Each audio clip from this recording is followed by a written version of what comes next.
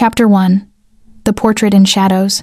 The manor exhaled cold air as Eleanor crossed its threshold, her inheritance arriving as a whisper rather than a welcome. Blackthorn Estate, sprawled across the Yorkshire moors like a sleeping predator, all Gothic spires and ivy-choked stone, windows dark as closed eyes. Her solicitor had departed an hour ago, leaving her alone with leather-bound deed and the particular silence of old houses. She'd never known her great-aunt.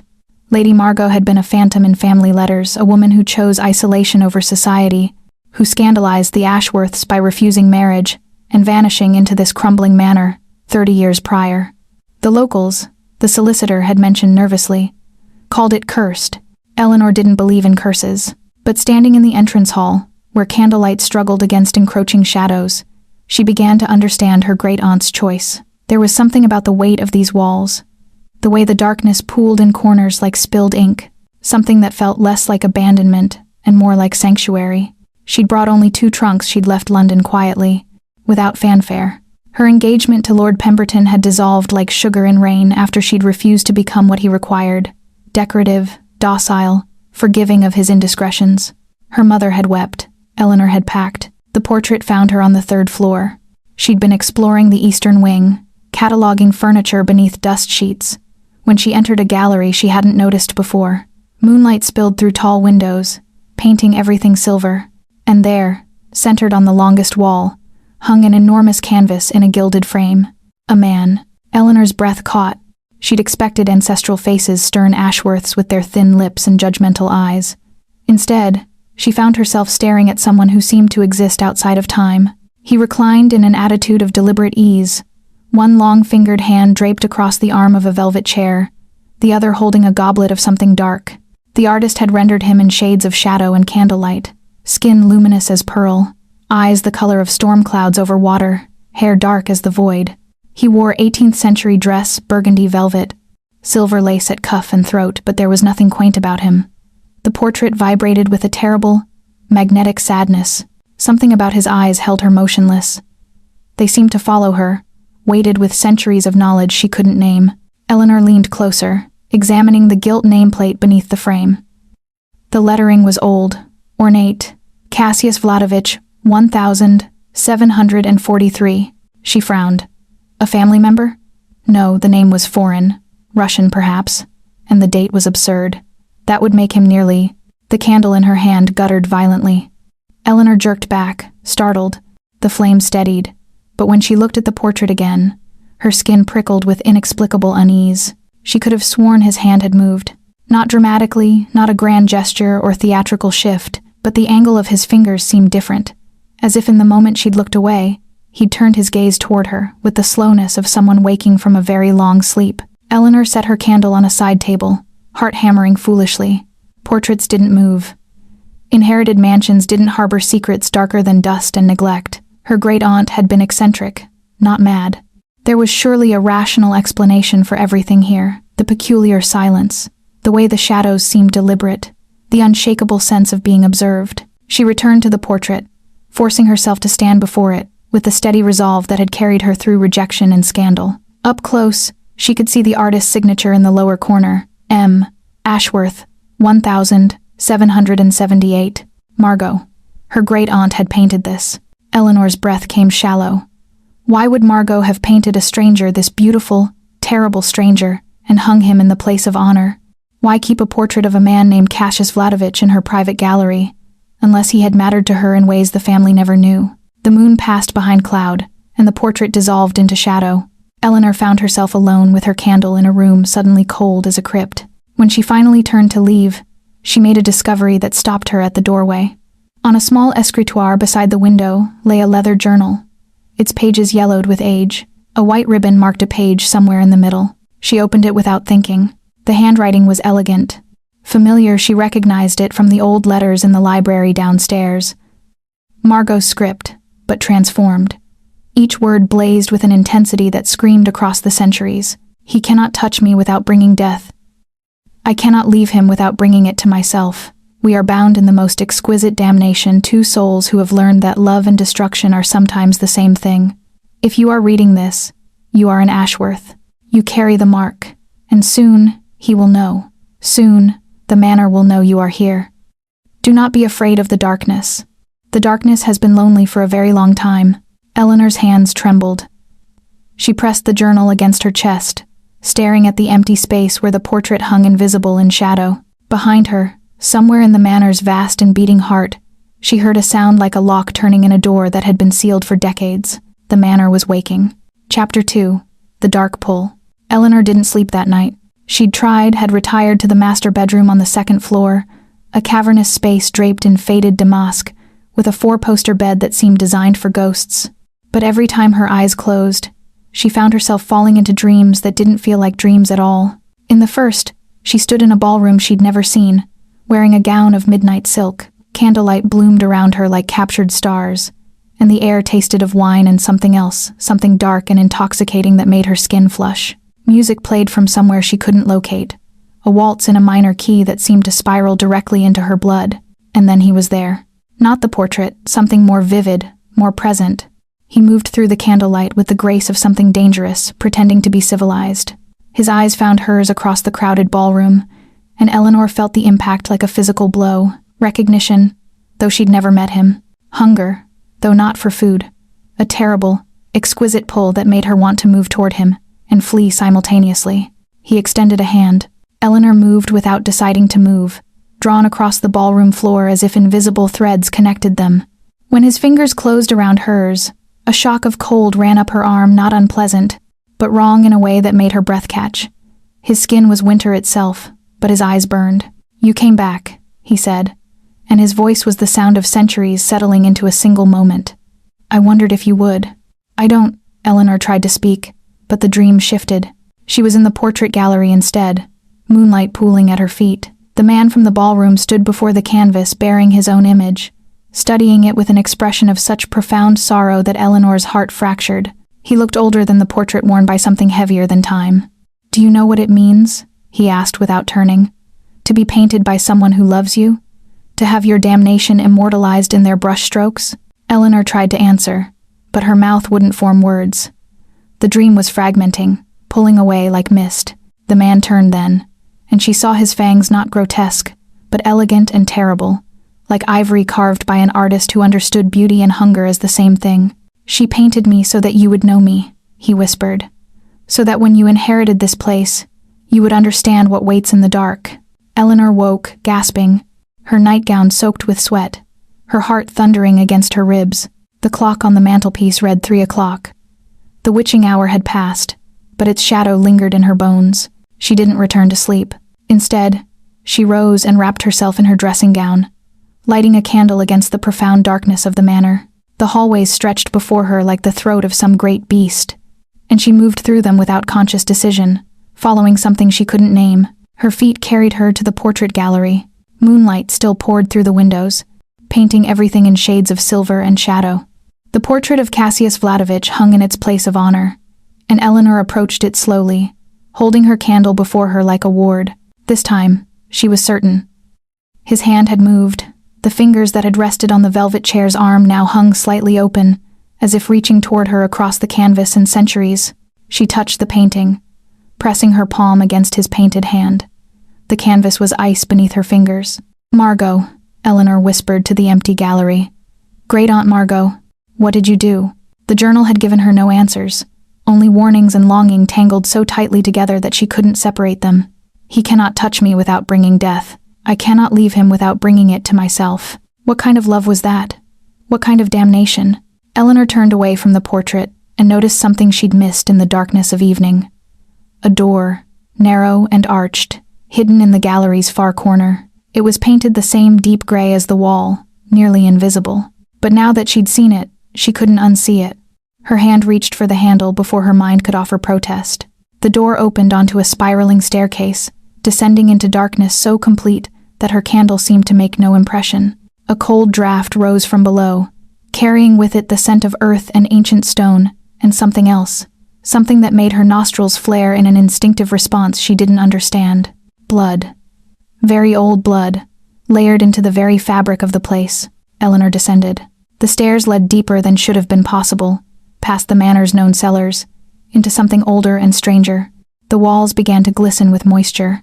Torches hung at intervals, and as Eleanor passed them, They ignited of their own accord, a phenomenon that should have terrified her but somehow felt inevitable, as if the manor itself was guiding her towards something that had been waiting. At the bottom, the passage opened into a chamber that stole her breath. It was vast and circular, its domed ceiling disappearing into shadow. And lining the walls, arranged with terrible precision, were coffins. Dozens of them. Eleanor's candle shook in her hand. They were made of dark wood, ornately carved, and each bore a nameplate, names and dates stretching back centuries. She moved closer, reading them with a growing sense of unreality. Edmund Vladovich, 1721. Catherine of Moscow, 1654. Names that spanned continents and time, all preserved in this underground chamber, all marked with dates of death, and she noticed, heart beginning to hammer, no dates of birth, not burials, dormitories. This was a crypt for the undead, a resting place for things that should not wake. At the chamber's center stood a single coffin, unopened, its wood black as pitch. Unlike the others, it bore no nameplate. But Eleanor knew, with a certainty that bypassed logic, that it belonged to him, that he lay within it, that somewhere in the darkness above, in the manor's beating heart, he was aware of her presence here in this sacred space. She could feel the weight of that attention like a physical thing, settling across her shoulders like a cloak. Eleanor turned to flee, but the passage had vanished. Where the staircase should have been, there was only wall. She spun in a complete circle, candle held high, searching for escape, but the chamber had closed around her, and the air had grown thick, not suffocating, but full, as if something was occupying the space beside her, invisible but undeniably present. "Don't be afraid." The voice came from everywhere and nowhere. Deep, resonant, edged with something that might have been centuries of loneliness or centuries of hunger. It wrapped around her in the darkness like hands made of smoke. Eleanor's breath came shallow. She held her candle before her like a weapon, though she understood with cold clarity that nothing mortal could protect her here. "Who are you?" she whispered. A long silence. Then, so softly she almost missed it, "Someone your great-aunt promised to wait for. Someone who has been waiting in the dark for far, far too long.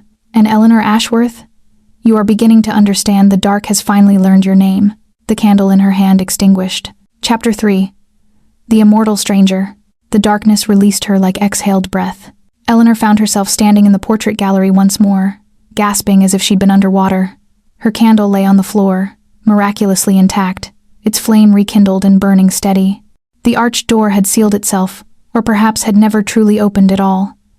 Reality felt negotiable in Blackthorn Estate, as if the manor existed in multiple states simultaneously, revealing only what it chose. She should have left, should have packed her trunks and fled to London, back to scandal and humiliation and the solid, predictable world of mortal consequence. Instead, Eleanor found herself climbing the stairs to her bedroom, her mind reeling not with fear but with something far more dangerous, curiosity. The voice in the darkness had known her name. She bathed in tepid water that had been left inexplicably hot in her room's porcelain tub, watching steam rise like spirits. Her reflection wavered in the mirror above the basin, and she wondered if he could see her as easily as she now felt him watching. The thought should have repulsed her. Instead, it sent a thrill through her blood that made her understand, for the first time, what her great-aunt had meant about damnation and desire being indistinguishable. Eleanor dressed carefully, not the modest gray gown she'd worn for travel, but a midnight blue dress with ivory lace at the throat and wrists. She arranged her dark hair in loose waves and pinched her cheeks for color. She was preparing herself, she realized, like an offering. The manor guided her downward, as it had in the crypt. She found herself in a part of Blackthorn she hadn't consciously explored, a study lined with leather-bound books, illuminated by a fire that burned without fuel. The room exhaled warmth and the scent of old paper, tobacco, and something else, a faint metallic sweetness that made her mouth water involuntarily. He stood with his back to her, silhouetted against the flames, studying a painting she couldn't see. For a moment, Eleanor allowed herself to simply observe him. The portrait had lied through omission. The canvas had captured his beauty, but it had failed entirely to convey the presence of him, the way the air seemed to thicken around his figure, as if reality bent inward to accommodate his existence. He wore modern dress, black waistcoat and trousers, a white shirt with sleeves rolled to the elbow, revealing forearms that seemed carved from marble.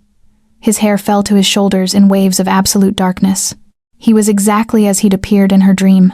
He was something else entirely. "You came," he said without turning. His voice was even more devastating in waking, textured with centuries, layered with knowledge that made her feel young and fragile and heartbreakingly alive. "I wasn't certain you would." "I don't have a choice," Eleanor heard herself say. "This manor won't release me. The manor is merely an extension of my will." Now he turned, and Eleanor's breath caught. His eyes were precisely as she remembered, storm gray edged with something darker, something that flickered like candlelight. His features were aristocratic, almost severe, carved with the precision of someone who'd had centuries to perfect the art of being beautiful. "You came because some part of you understood that you were always meant to." "I don't believe in fate," Eleanor said, though her voice trembled. A smile crossed his face, not cruel, but tinged with a sadness so profound it made her chest ache. "You will. Eventually. Everyone does." He gestured toward a velvet chair beside the fire. "Sit. You've had a difficult evening." Eleanor remained standing. "You're the man in the portrait." "I am Cassius Vladovich," he said, inclining his head slightly. "I have worn many names across many centuries, but that one still resonates. It was the name I held when your great-aunt painted me. It is the name I wore when I loved her." He paused, and something flickered across his features, a wound that hadn't healed in decades. "She told you about the curse." It wasn't a question. "She wrote that you cannot touch anyone without bringing them death," Eleanor said slowly. "She wrote that she couldn't leave you because—" Eleanor's voice caught. "Because she would die anyway." Cassius turned back to the fire, his shoulders tensing. Margot was brilliant and foolish in equal measure. She believed love could overcome any darkness, that her will alone could rewrite what was written into my very blood 3 centuries ago. His hand extended toward the flames, and Eleanor watched in horror as the skin of his palm began to redden, to char. He didn't pull away. "The woman who made me what I am cursed me before she died. Every soul I touch becomes poisoned. They wither from within. Their life force drains like sand from a broken vessel." Eleanor gasped. "Then how did I love Margot without killing her?"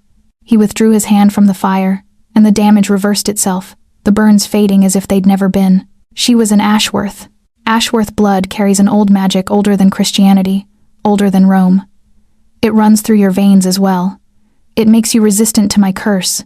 It makes your touch bearable." He spoke these words with the gentleness of someone offering condemnation. "You're saying I inherited immunity," Eleanor whispered. "That this was always predetermined?" Cassius turned fully to face her now, and candlelight caught the faint luminescence of his skin. "Yes. The Ashworth line was bound to my family through blood magic centuries ago. Each generation carries a fragment of resistance. But you, Eleanor, carry more than most. Margot's journal, which I assume you've read, would have explained this." Eleanor shook her head. "She wrote only about love and damnation. She didn't explain the bloodline aspect. She was protecting you." Cassius moved closer, and Eleanor fought the urge to retreat. The cold that radiated from him was intense, but not unpleasant. It was a shock to her system, alive with strange electricity. She knew that understanding the full extent of the blood bond would terrify you, that you might run before you understood what it meant. "And what does it mean?" Eleanor's voice was barely audible. "It means," Cassius said, "that I can touch you without fear of destroying you. It means your blood would sustain me in ways no other blood could. It means that if you allowed it, we could bind ourselves in ways that transcend mortality." He reached out, his fingers extending toward her face with glacial slowness, offering her time to refuse. Eleanor found herself leaning into his touch instead. His hand against her cheek was ice and promise, cold enough to steal her breath. His thumb traced her jawline with infinite gentleness, and Eleanor realized she was trembling not from cold, but from the overwhelming awareness of his hunger, barely contained behind those storm-gray eyes. "You're afraid," he murmured. "Yes," Eleanor admitted. "Good." His fingers moved to her throat, brushing the pulse there. She felt his entire body tense at the rhythm of her heartbeat. "Fear will keep you honest. Fear will help you understand what I am before you. Surrender to what I want." Eleanor's eyes fluttered closed. She could feel the weight of his gaze on her skin, the barely restrained need radiating from him like heat. His fingers traced a path down her arm, leaving trails of cold fire in their wake, until he found her wrist. "I'm going to taste your blood," he whispered. "Not to feed, though the hunger is nearly unbearable, but to bind us. To begin the covenant that Margot started, and you must finish." Eleanor's eyes opened. "Cassius," He brought her wrist to his mouth. She felt the brush of his fangs against her skin, sharp, deadly, and exquisitely precise. And then, with a gentleness that belied his nature, he bit. The pain was minimal. What followed was transcendent. Chapter 4. The First Blood. The world dissolved. Eleanor fell through layers of consciousness like a stone through dark water, and everywhere she descended, she found him fragments of Cassius scattered across centuries like shattered glass reflecting light. She was in a palace she'd never seen, marble columns rising toward frescoed ceilings, and she wore a gown of silk the color of pomegranate seeds. A young man, impossibly young, with eyes that hadn't yet learned cruelty, stood before an altar. A priest in orthodox robes spoke words in a language Eleanor understood, without knowing how.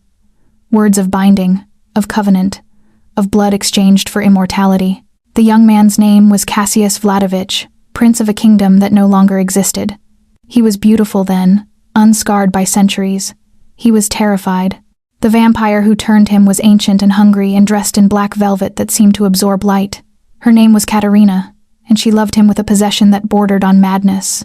Eleanor felt his terror as if it were her own, the moment of turning, when his human life burned away like parchment in flame.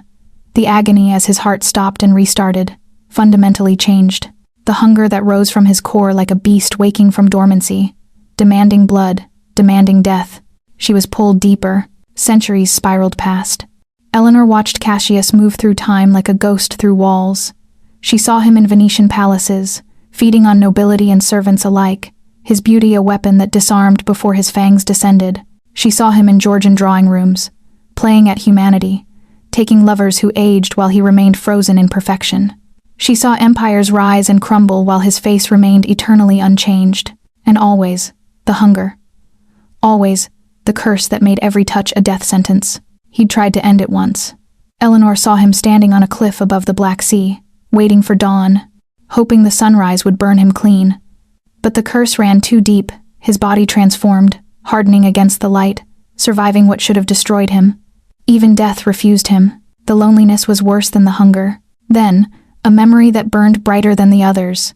A woman with dark hair and Ashworth eyes, standing in the portrait gallery of Blackthorn Estate. Margot. Her name was a hymn in Cassius's thoughts. A prayer to a god he'd stopped believing in centuries ago. Eleanor felt his love for her like a physical force, vast and helpless, and utterly consuming. She understood, in that moment, what it meant to want to touch someone and know that touch would destroy them. What it meant to love someone enough to let them go, again and again, through the long years of their mortal life. Margot had painted him 47 times. He'd watched from the shadows as she aged, as her hands grew spotted with age, as her breath came shorter, and he'd done nothing. He'd waited in the dark, preserving her life by maintaining their distance, until one winter morning, when her heart simply stopped. He'd held her corpse for 3 days before the manor had forced him back into the crypt. Eleanor surfaced, gasping, her wrist still pressed against Cassius's mouth. She pulled away, stumbling backward, her mind reeling from the weight of centuries contained in a single drop of blood. "No," she whispered. "That's not I shouldn't have seen. The blood memory," Cassius said quietly. His voice was hoarse, raw with an emotion Eleanor had never heard from him. Part of the covenant, when an Ashworth tastes a vampire's blood, they receive fragments of his history. You've seen what I've seen, felt what I've felt. Eleanor looked down at her wrist. 2 small punctures marked her skin, already beginning to fade, but they burned not with pain, but with a strange, electric warmth that seemed to pulse in rhythm with her heartbeat. "You loved her," Eleanor said. It wasn't a question. She'd lived through his grief. For 32 years, I loved her. Cassius moved to the fire, his movements fluid and controlled, as if he was holding himself together through sheer force of will. "She came to Blackthorn as a young widow, seeking solitude. She found me instead. I should have sent her away. Should have used my power to make her forget and never return. Instead, I was selfish. I allowed her to see me, to paint me, to imagine that love could overcome what I am. She chose it," Eleanor said. Her journals made that clear. She knew the danger and she chose you. Cassius turned, and his expression was carved from stone. "And look what it cost her. 32 years of stolen moments in darkness, a lifetime of living in a haunted house with a ghost who could never truly hold her. She aged while I remained unchanged, a reminder of everything she could never have." Eleanor's wrist throbbed. She could still taste his blood on her tongue, not metallic as she'd expected, but rich and ancient, like wine aged for centuries. Her vision seemed sharper now, the shadows of the study rendered in perfect detail. She could hear the faint scratch of mice in the walls 3 floors above. She could smell the faint salt of her own blood where his fangs had broken skin. "What's happening to me?" she asked. "The transformation has begun," Cassius said. "Not into a vampire. Ashworth blood prevents that, but into something between mortality and undeath. Your senses will sharpen. Your body will become resistant to disease and injury. You'll live longer than ordinary humans, perhaps centuries longer, and you'll be bound to me through the blood, aware of my presence always, unable to be truly separated from you," Eleanor finished. Understanding crashed through her. "You're describing a covenant, a permanent bond." "Yes, and Margot, she lived that way?" "She did." Cassius's voice was barely audible. "For 32 years, she felt my presence in her blood, my hunger in her bones, my loneliness in her chest. She could have severed the bond at any time. I offered her that mercy repeatedly. Instead, she chose to endure it, chose to love me despite knowing exactly what that love would cost." Eleanor walked to the fire, holding her wrist before the flames. The punctures had nearly vanished, her skin already healing in ways it shouldn't. She felt Cassius's presence in her blood, now vast and ancient and desperate, with a loneliness so profound it made her knees weak. "She painted you 47 times, Eleanor said softly. "In those paintings I could see it, how much you mattered to her, how much she chose you, every single day." Cassius made a sound half sigh, half groan. "Don't. Why did you keep her paintings?" Eleanor turned to face him. "If loving her brought you only pain, why preserve her art in the gallery?" A long silence. Then, with the weight of a confession, "Because losing her was the only thing in 300 years that made me understand what it means to be human. Her paintings remind me that I loved her, that I'm capable of love, despite everything I am. And because—" He paused, his storm-gray eyes meeting hers. "Because some part of me has always known this day would come, that Margot's bloodline would return, that you would inherit not just her estate, but her choice."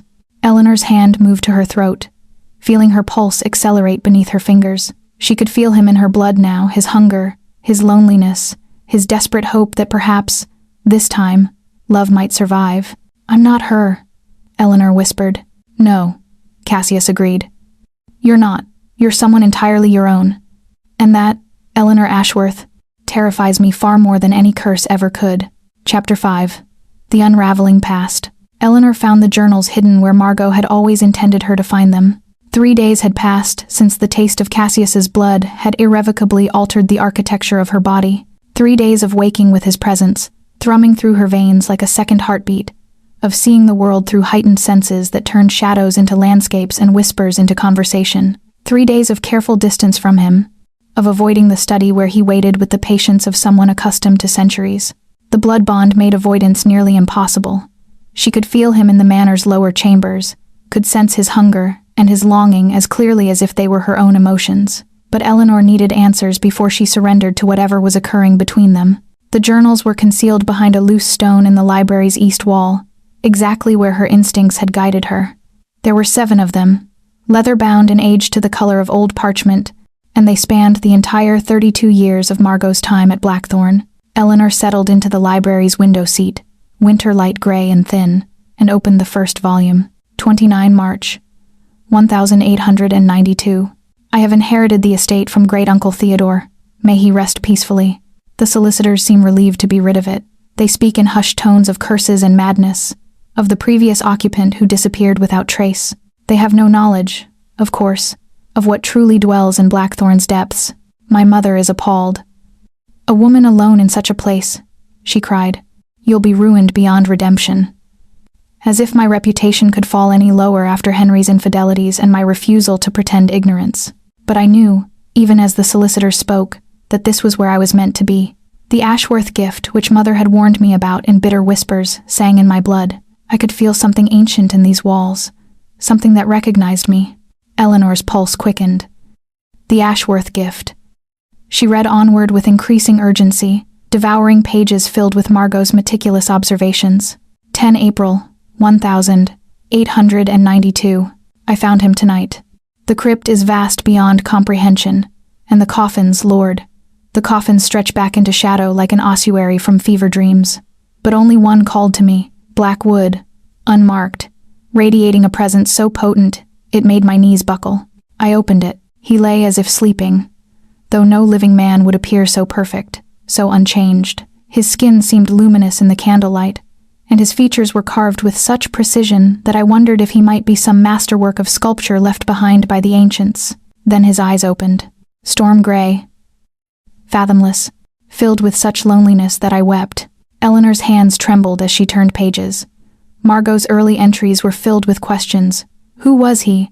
How long had he slept? What bound him to Blackthorn? And then, gradually, answers began to emerge. 17 May, 1892. He told me his name.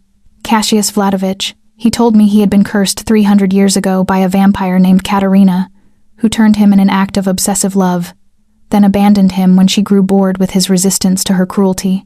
She wanted me to become a monster, he said, his voice like wind through catacombs. I refused. Every life I took tormented me. Every death I caused added weight to my soul. Eventually, I became too much burden for even her infinite patience. Before she left, she placed a binding curse upon him.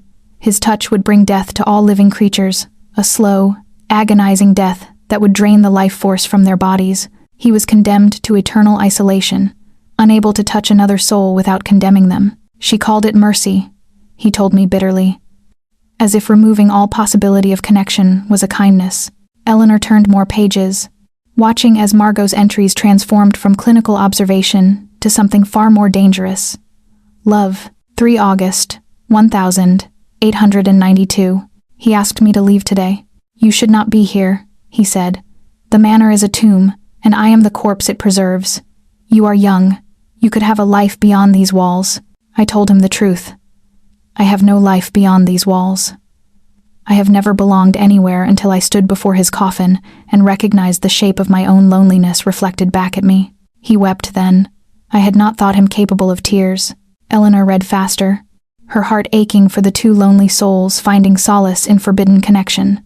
The entries grew more intimate, more desperate. Margot documented every careful touch, every stolen moment of contact that didn't end in her death. She wrote about the blood magic that flowed through Ashworth veins, the ancient protection that made her immune to his curse.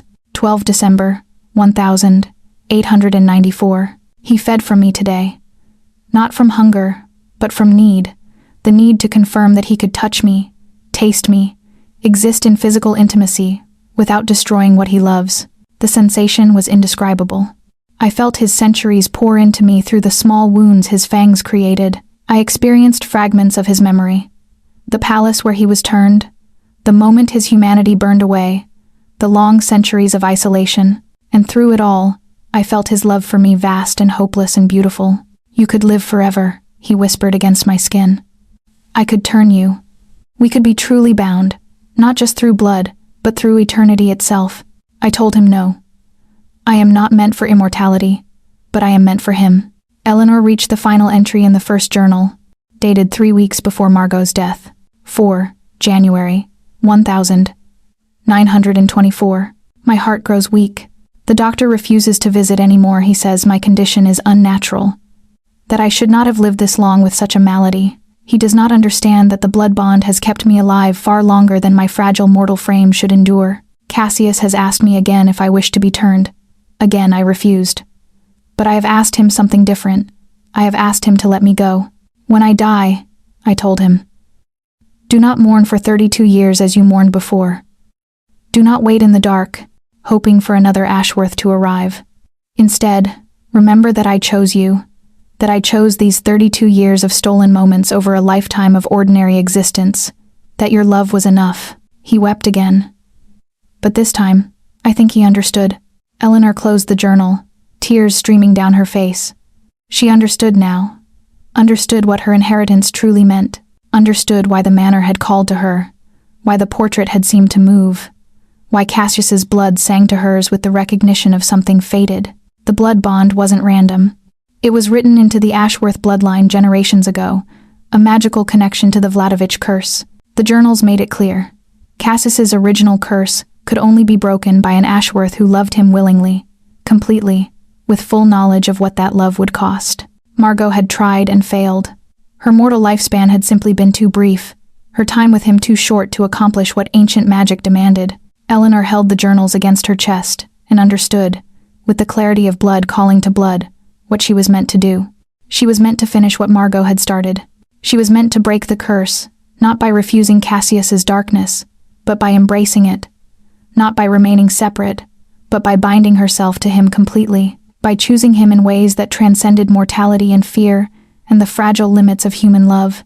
The manor seemed to exhale around her, and Eleanor felt Cassius's presence surge through the blood bond, sudden awareness that she had finally understood. She rose from the window seat and made her way toward the stairs that led downward, toward the crypt, toward the ancient darkness where her great-aunt had learned to love a monster, toward her own terrible, beautiful choice.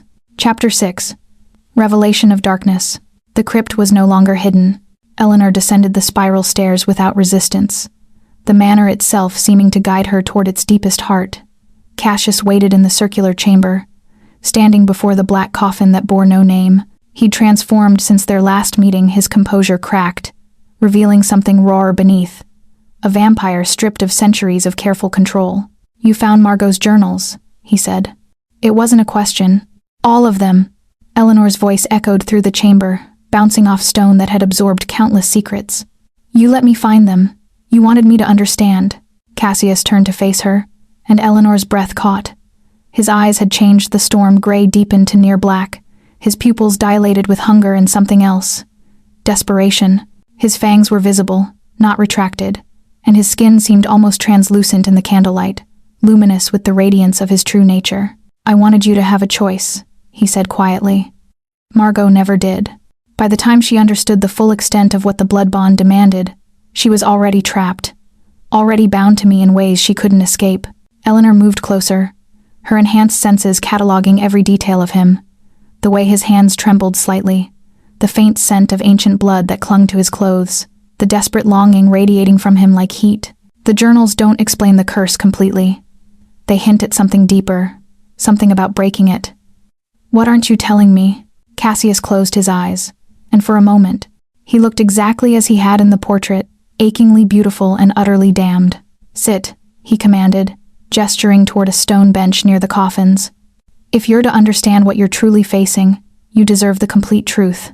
Eleanor sat, though she perched on the edge, ready to flee if necessary. Cassius began to pace, his movements predatory, agitated. "When Katerina cursed me," he started. "She did so with blood magic older than empires. She was an ancient vampire turned before Christianity existed, before Rome fell. She had centuries of dark knowledge in her veins. Her curse was perfectly crafted. It made me a pariah, incapable of genuine connection, condemned to eternal isolation. Margot said there might be a way to break it." "There is." Cassius stopped pacing, facing her with an expression of such profound anguish that Eleanor's heart fractured. "But the cost is nearly impossible to contemplate." He extended his hand, and Eleanor watched in horror as his skin began to decay, flesh rotting visibly, bones emerging through corrupting tissue. It was only his hand, but the deterioration was absolute, grotesque. Then, as suddenly as it had begun, the rot reversed. His hand restored itself, becoming perfect once more. "The curse," he explained, his voice hollow, "is contained in my blood. It's woven into every cell, every atom of my being. To break it, the magic must be unmade. But blood magic can only be undone through blood magic, through sacrifice." Eleanor's mouth had gone dry. "What kind of sacrifice?" "An Ashworth," Cassius said, "bound to me through the blood oath, would need to willingly take the curse into themselves. To accept it, to let it consume them." He paused, his eyes searching hers. "The curse would then transfer from me to them. And in the process of transferring, the ancient magic would burn itself out. It would destroy the host body in the transformation, a death so violent, so complete, that no resurrection would be possible." Eleanor's breath came in shallow gasps. "You're describing suicide." "I'm describing salvation," Cassius said bitterly. "Mine, at the cost of yours.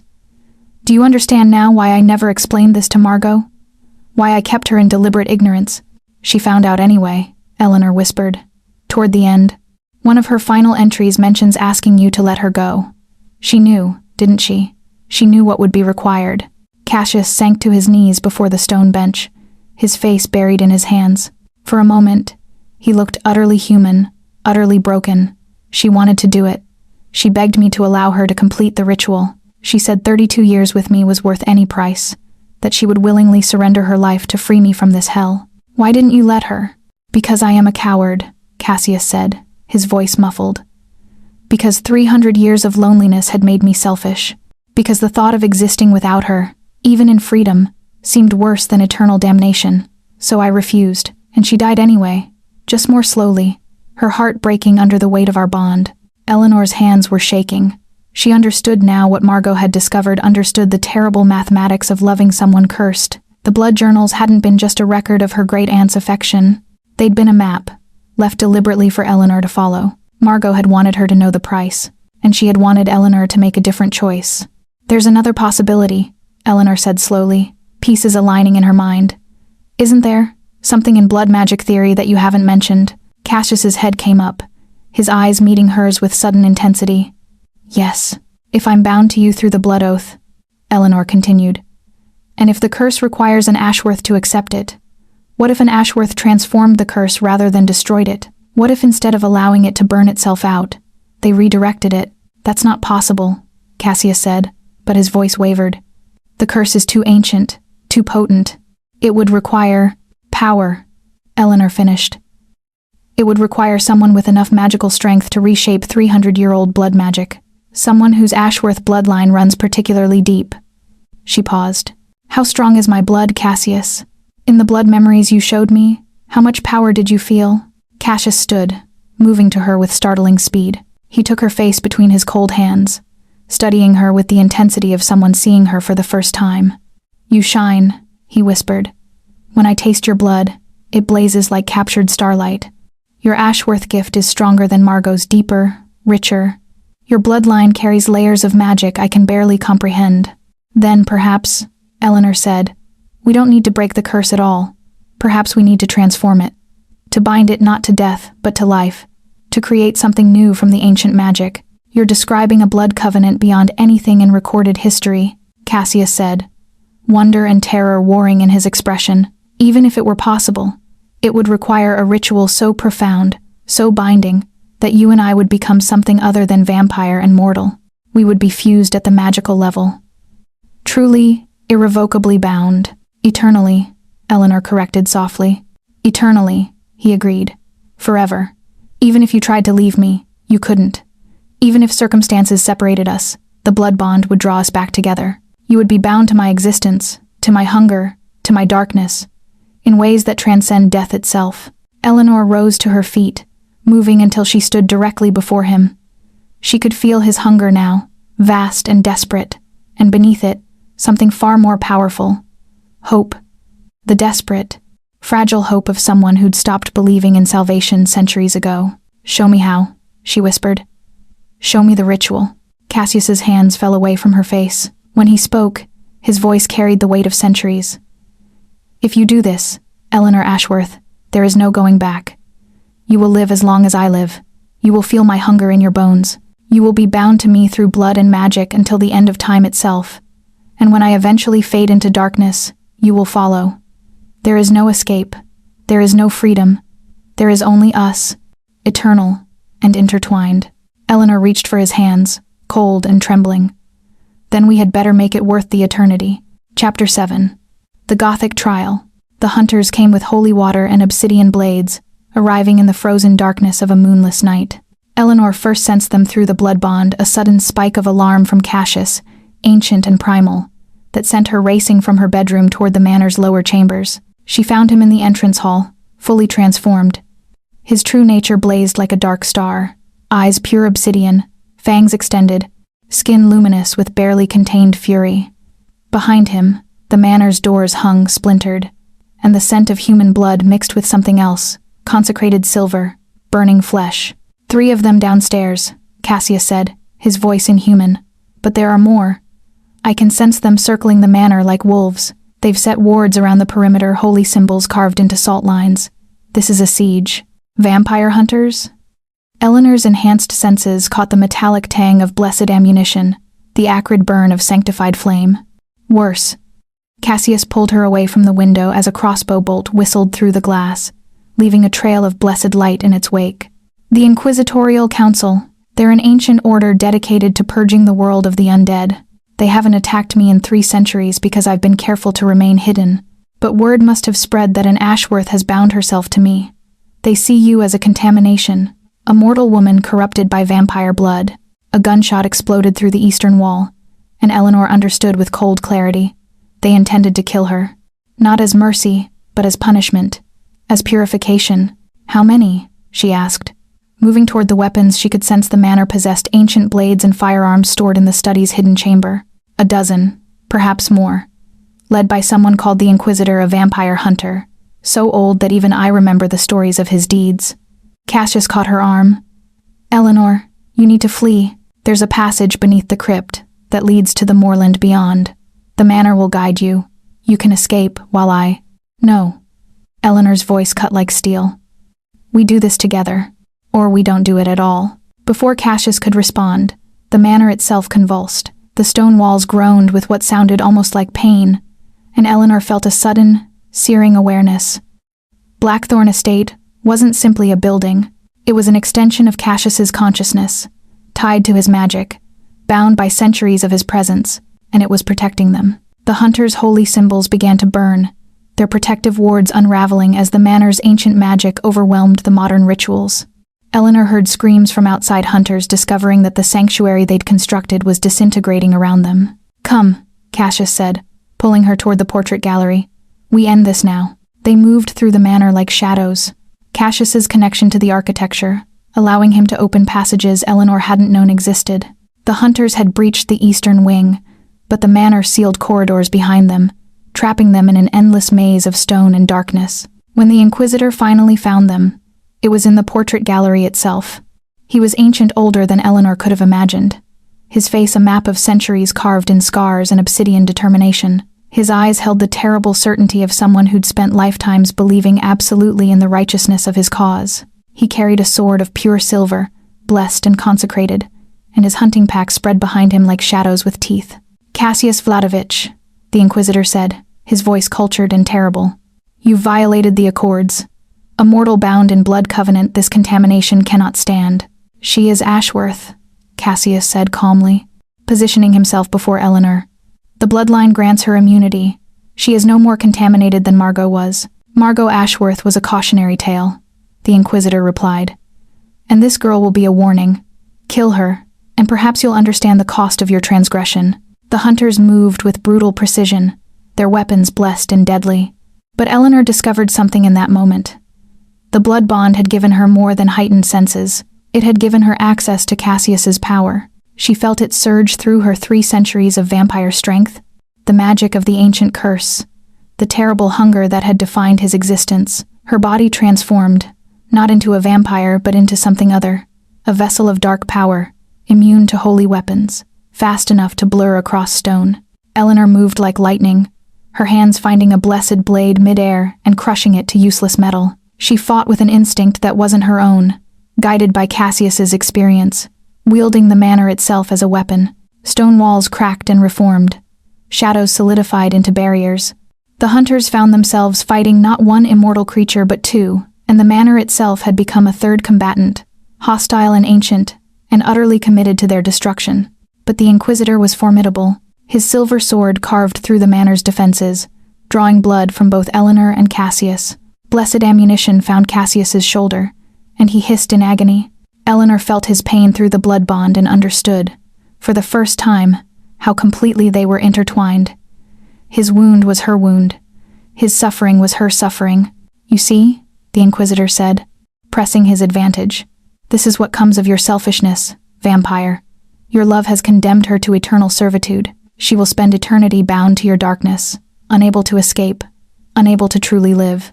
You've damned her as thoroughly as you're damned yourself. Eleanor's response came not in words but in action.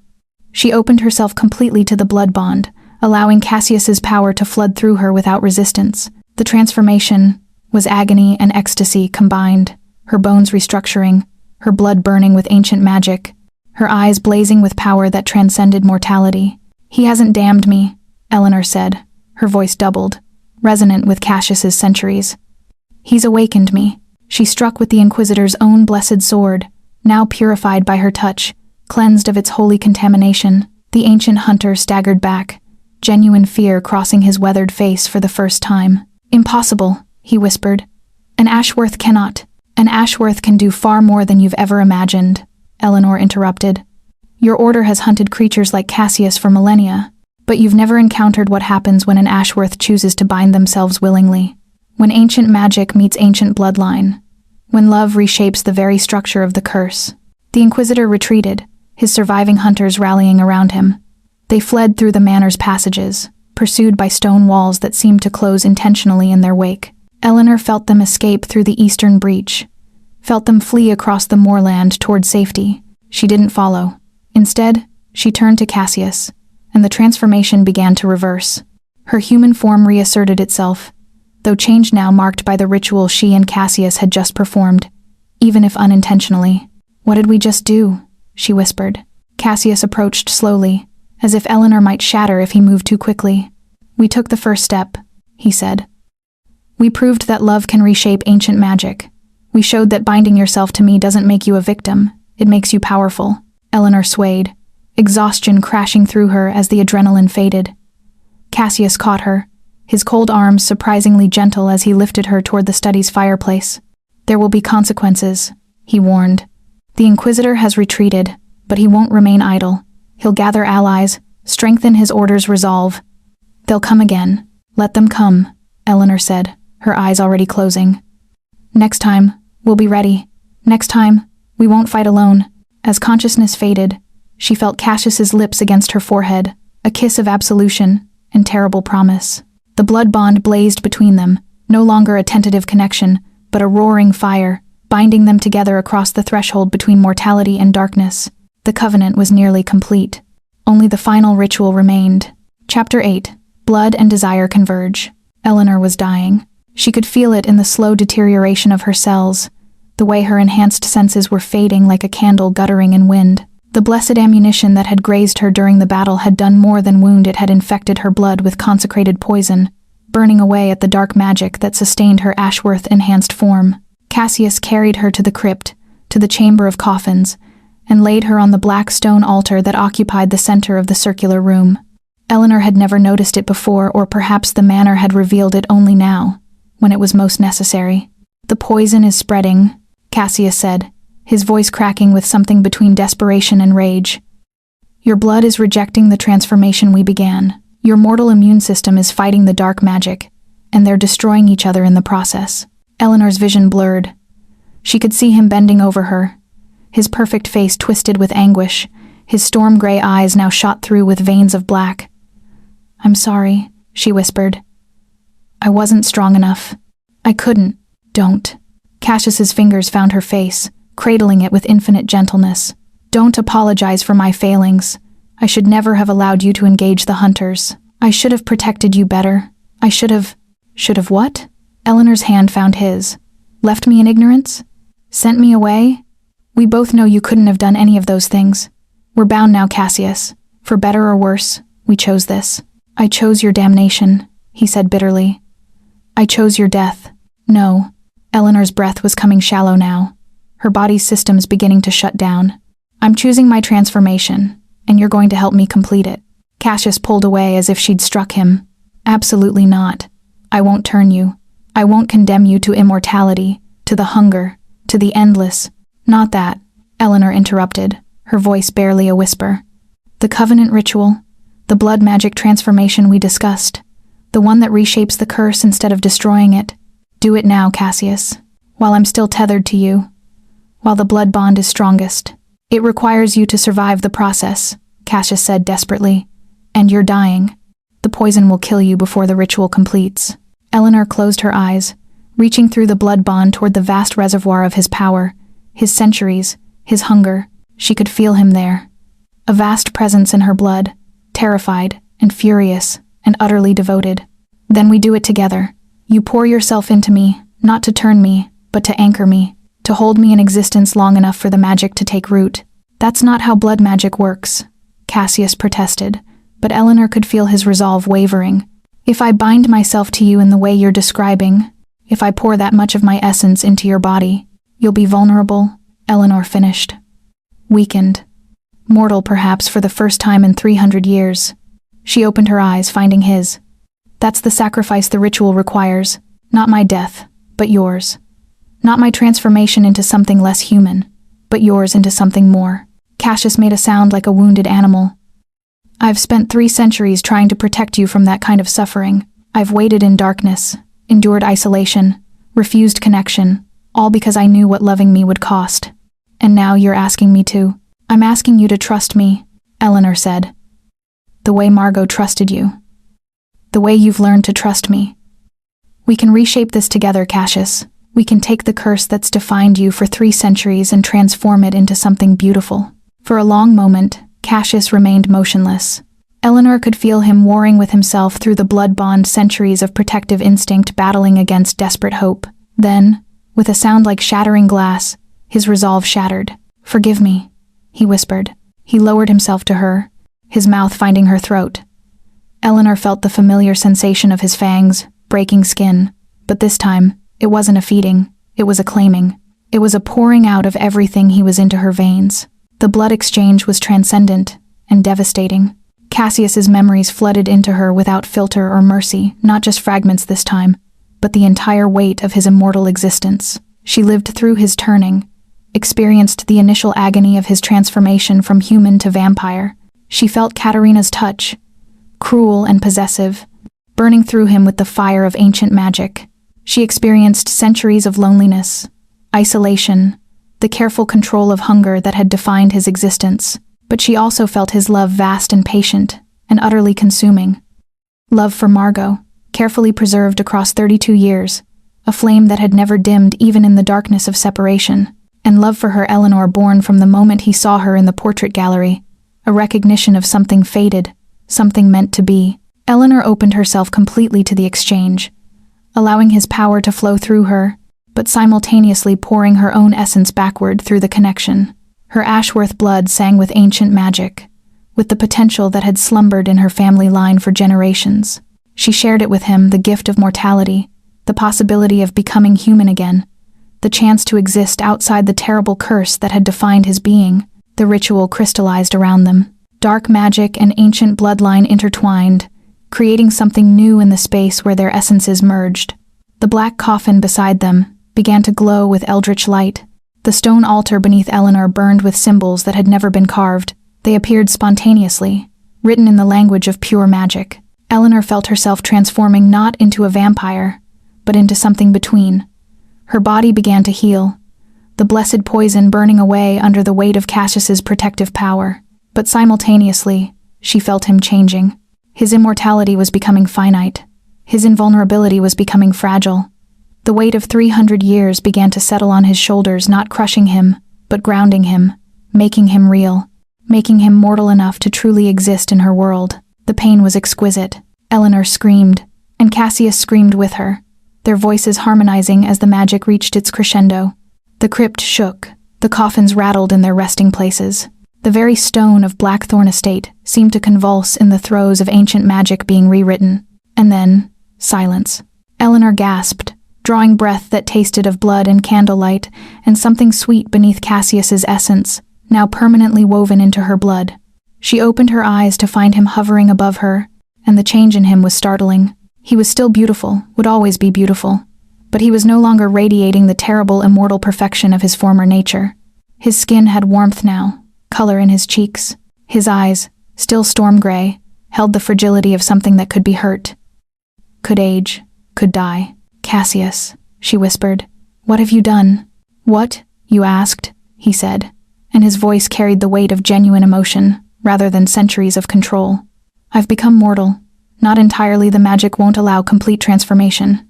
I'll live longer than ordinary humans, and I'll retain some of my strength.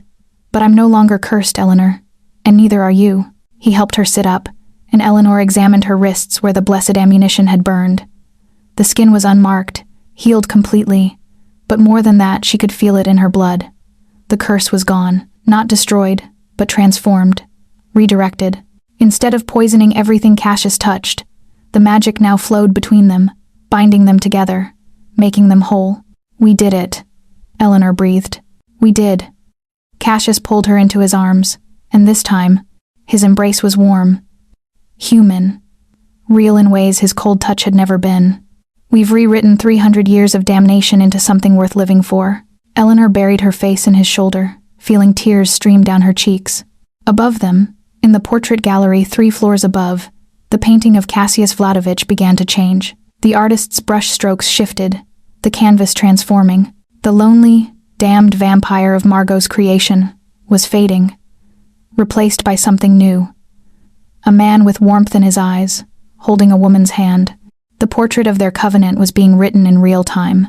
Chapter 9. Covenant acknowledged. The manor breathed.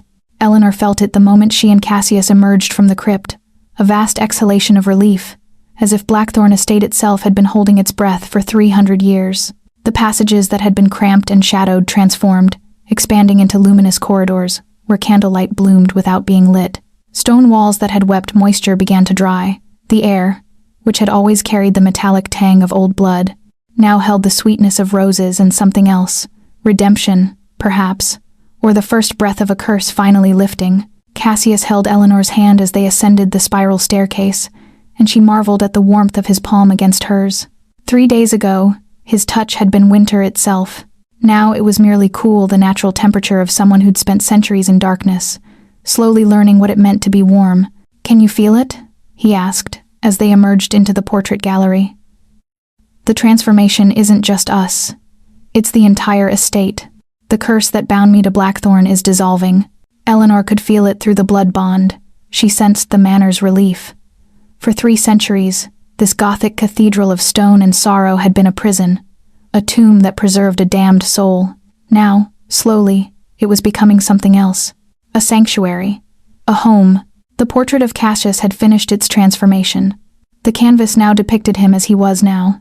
Still beautiful, still bearing the weight of centuries in his eyes, but unmistakably human. And beside him, barely sketched but growing more vivid by the moment, was Eleanor. The painting was completing itself. Margot's artistic legacy continuing beyond death to document this new covenant. "She's here," Cassius said softly. Eleanor felt it before she saw it, a presence gentle and luminous, hovering at the edge of perception. When she turned, there was Margot, translucent as morning mist, dressed in the pale gown she wore in her portraits, her expression radiant with a joy that transcended death itself. "Great aunt," Eleanor whispered. Margot's spirit moved toward them with the grace of someone unburdened by mortality's weight. Her hand extended, not quite touching Eleanor, but close enough that Eleanor could feel the faint warmth of her presence. "You succeeded where I could not." Margot's voice resonated not through air, but directly through the blood bond, her words accessible only to those who shared Ashworth magic. "You didn't try to destroy the curse, you transformed it. You made it into something that could be loved rather than endured." Cassius fell to his knees before her spirit.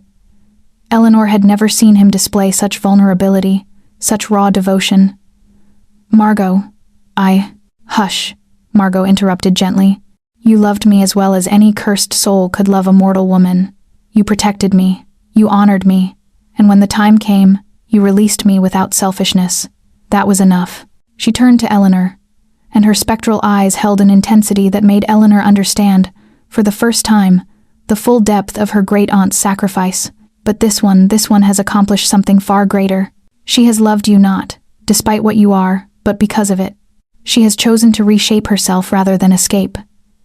That is the love that breaks curses, Cassius.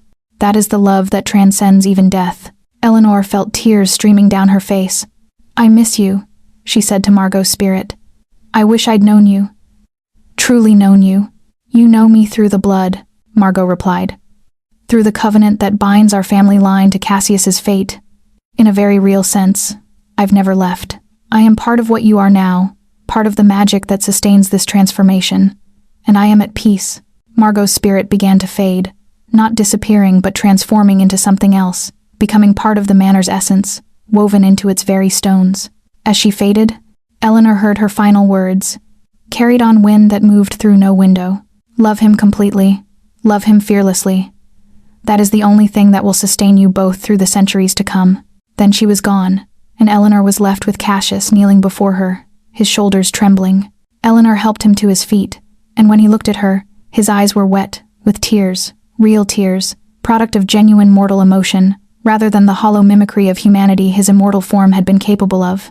"I love you," he said, and the words carried the weight of 300 years of loneliness, condensed into 4 simple syllables. Not as a curse demands, not as blood magic requires, but as a man loves a woman who has seen his darkness and chosen to remain in it anyway. Eleanor's answer came not in words but in action. She brought her wrist to his mouth. Offering what she'd learned through Margot's journals was the deepest expression of trust between those bound by blood covenant. Cassius hesitated only a moment before his fangs descended, but they didn't pierce with hunger. Instead, he marked her with the gentleness of a kiss, his bite a benediction rather than a feeding. Eleanor felt the blood bond stabilize and transform. It was no longer a chain binding them together, but a lifeline, a connection that would sustain them both through whatever darkness the future held. The magic flowed between them, no longer a current of curse and compensation, but something balanced, something equal. "How long?" Eleanor asked softly. "How long will we have together?" Cassius pulled her close, and Eleanor marveled at how his heartbeat had changed. It was slower now, less desperate, but more present, more real. "I don't know precisely," he admitted. "The curse transformed, not destroyed. I'm no longer immortal in the way I was, but I'm no longer fully mortal either. I suspect we'll have centuries together, perhaps not the endless forever of vampiric immortality, but far longer than ordinary humans. Time enough to love each other properly, time enough to grow old together, but slowly." "And the Inquisitor?" Eleanor asked, remembering the ancient hunter's retreat. "Will return," Cassius said grimly. "The Inquisitorial Council doesn't forgive. They don't forget. But they'll find us changed, Eleanor. No longer a cursed vampire and a mortal woman they can condemn. Instead, they'll find a covenant so thoroughly woven into the fabric of reality that attacking it would be like attacking the stars themselves." Eleanor moved to the window, looking out across the Yorkshire moors. Dawn was breaking a genuine sunrise, not the false light of magical intervention. The moors glowed gold and crimson, and Eleanor felt something she'd never experienced at Blackthorn before: hope. "What happens now?" she asked. Cassius came to stand beside her, his hand finding hers. "Now we live. We remain at Blackthorn. We watch the seasons change. We learn what it means to love each other, not in the compressed intensity of a curse, but in the slow, steady accumulation of ordinary moments. We read Margot's journals together. We paint. We exist in the light as much as the darkness."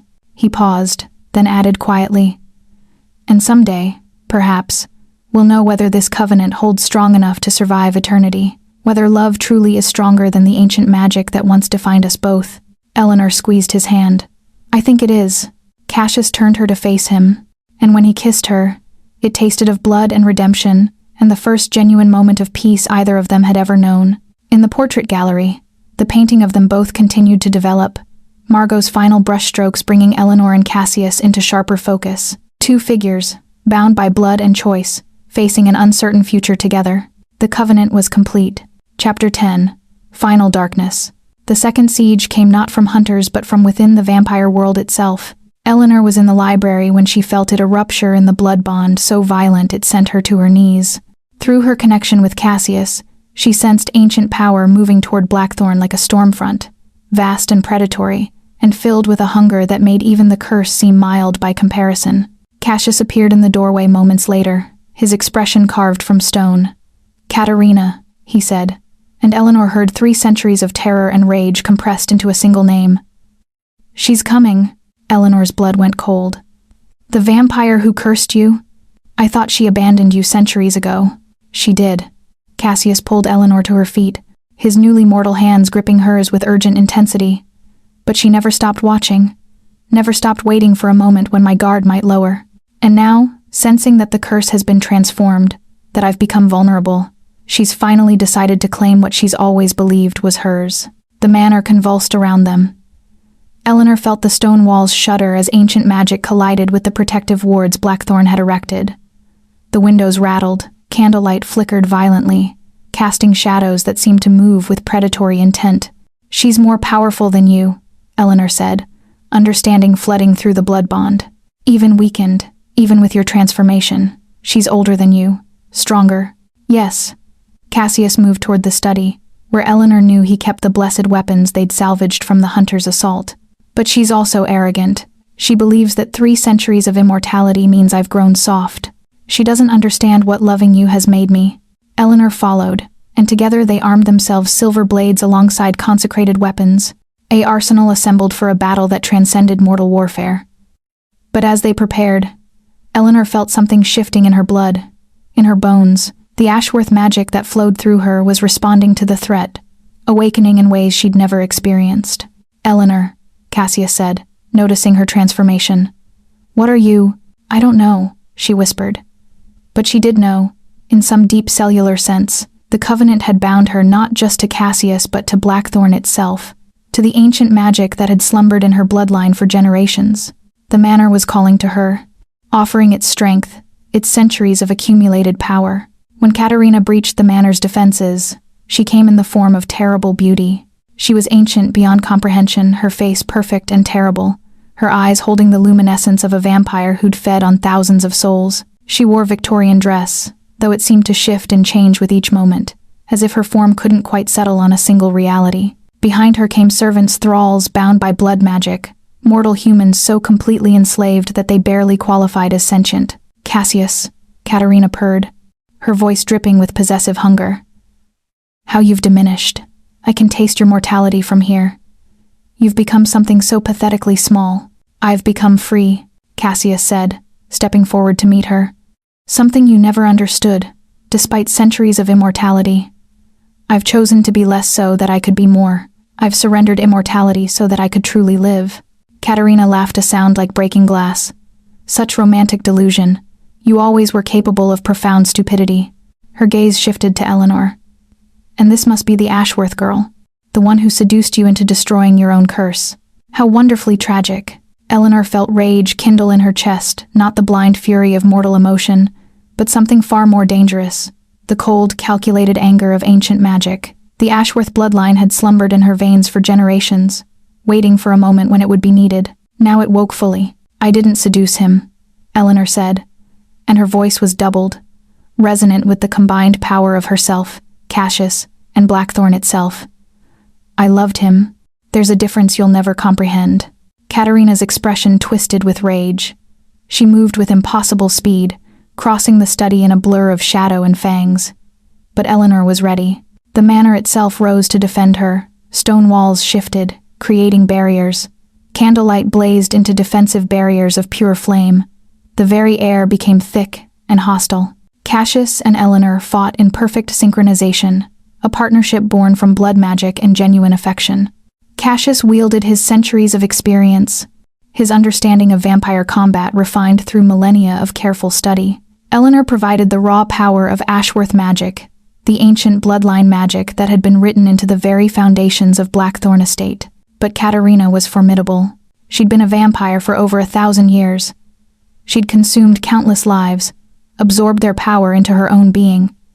Each soul she'd fed upon had made her stronger, more resilient. Cassius's newly mortal form was no match for her raw power, and even Eleanor's Ashworth magic struggled against such vast, ancient hunger. It was Margot's intervention that shifted the balance. Eleanor felt her great-aunt's presence surge through the blood bond, not as a separate entity, but as an extension of Eleanor herself. Margot's sacrifice, her decades of love and devotion, had permanently altered the manor's magic. She had become part of Blackthorn's essence, and now, when Eleanor needed her most, she lent her strength. Eleanor felt herself transforming not into a vampire, but into something the world had never quite seen before. A mortal woman infused with ancient bloodline magic, strengthened by 300 years of accumulated love, empowered by the sacrifice of a great aunt who'd chosen to bind herself eternally to the man Eleanor had come to love. The battle reached its crescendo in a moment of terrible beauty. Eleanor moved with inhuman speed, no longer merely human but not quite vampire. Her hands blazed with Ashworth magic blue flame that burned Katerina without consuming her, forcing the ancient vampire backward. Cassius caught her on the rebound, his mortal strength amplified by their blood bond, driving her toward the heart of the manor, toward the crypt, toward the chamber of coffins. Katerina realized too late what they intended. The black coffin, the one that had borne no name, the one that had contained Cassius through his long sleep, opened as they approached. It had transformed during the covenant ritual, becoming something new, a vessel not for imprisonment but for transformation. "No," Katerina screamed, understanding flooding her ancient eyes. You can't, the Covenant can't, but it could. Eleanor and Cassius drove Katerina toward the open coffin, with combined will and magic. The moment the ancient vampire's body touched the transformed vessel, the magic crystallized around her. The curse that Katerina had placed on Cassius 300 years ago, the magic she'd woven into his very being with such meticulous care, rebounded upon her with catastrophic force. The ancient vampire didn't burn or dissolve. Instead, she was trapped, frozen in the moment of her damnation, forced to experience, eternally, the weight of every curse she'd ever cast. Every soul she'd destroyed was suddenly present in her consciousness, their suffering becoming her eternal torment. The black coffin sealed itself, and Katerina's screams became part of Blackthorn's foundation, a warning to any vampire foolish enough to challenge love forged in blood and sacrifice. Silence fell over the manor. Eleanor collapsed against Cassius, her enhanced senses gradually returning to normal.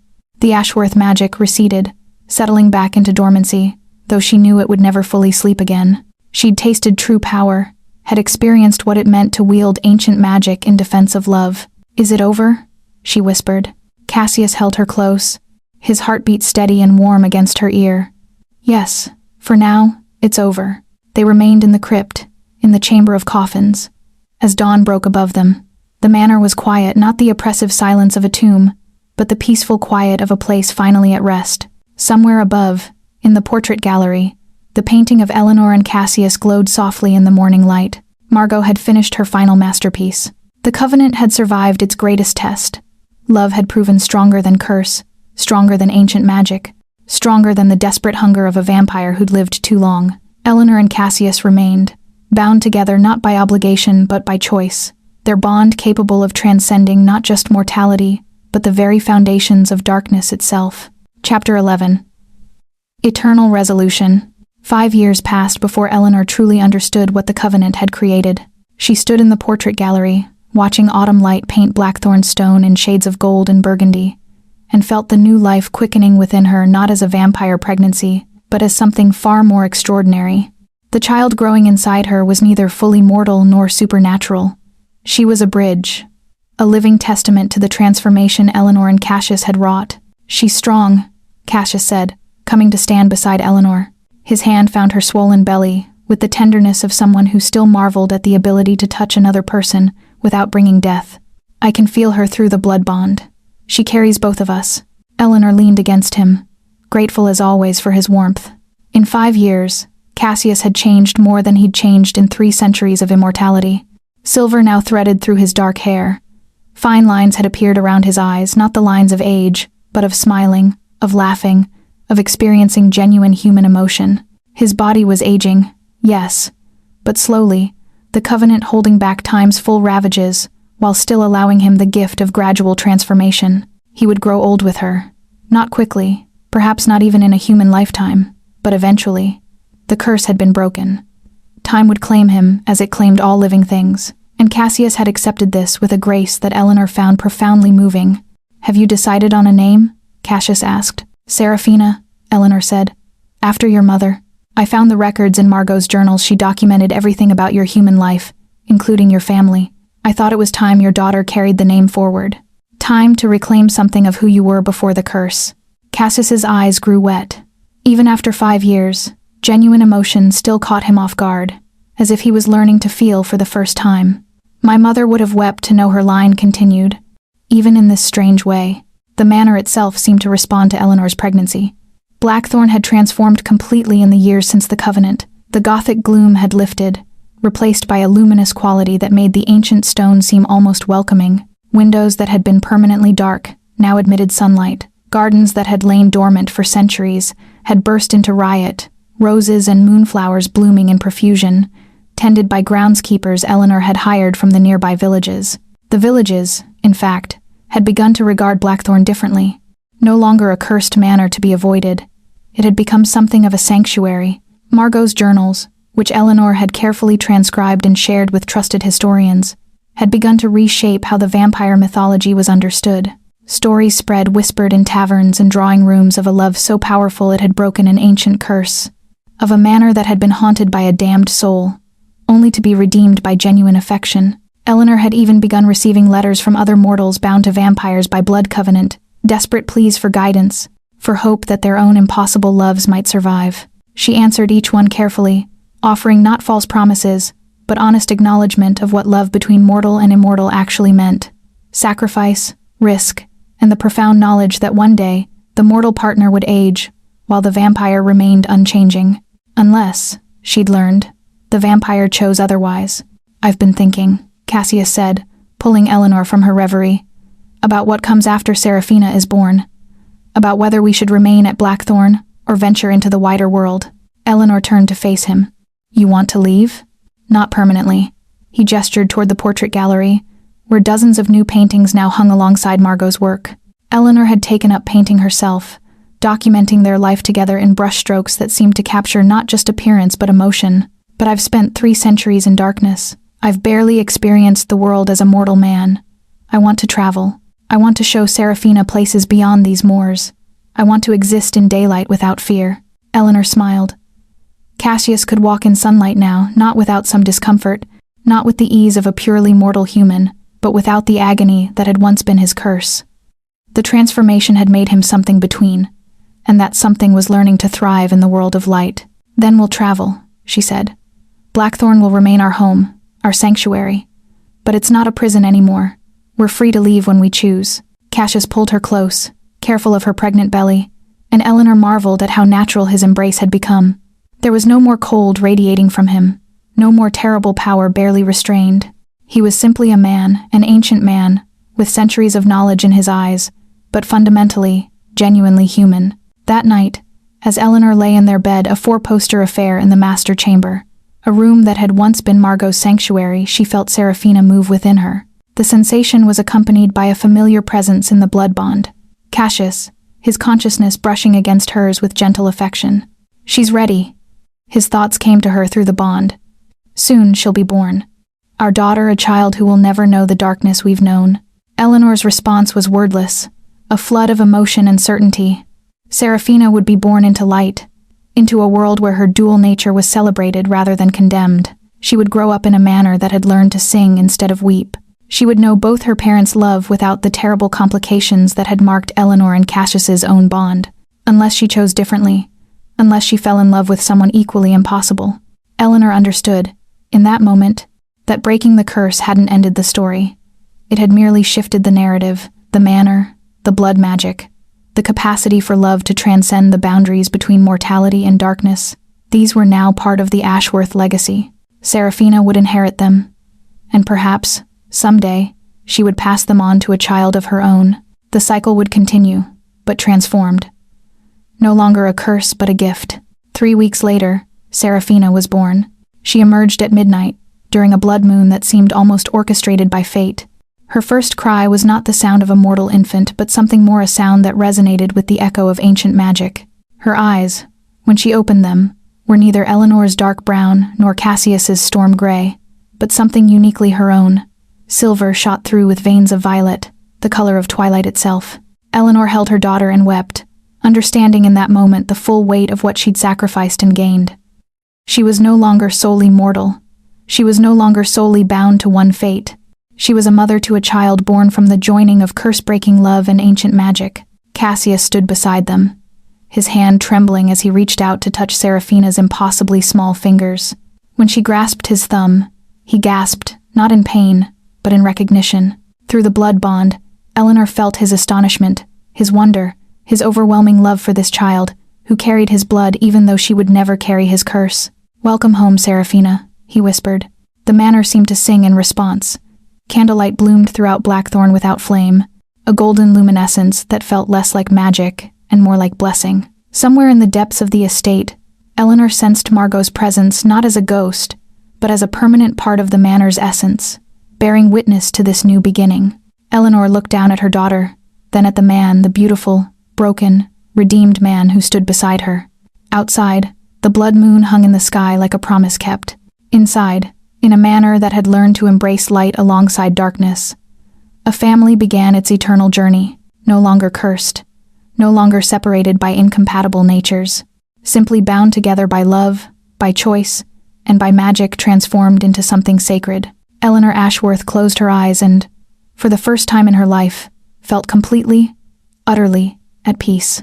The darkness that had once terrified her was now simply a part of the beautiful, complicated tapestry of her existence.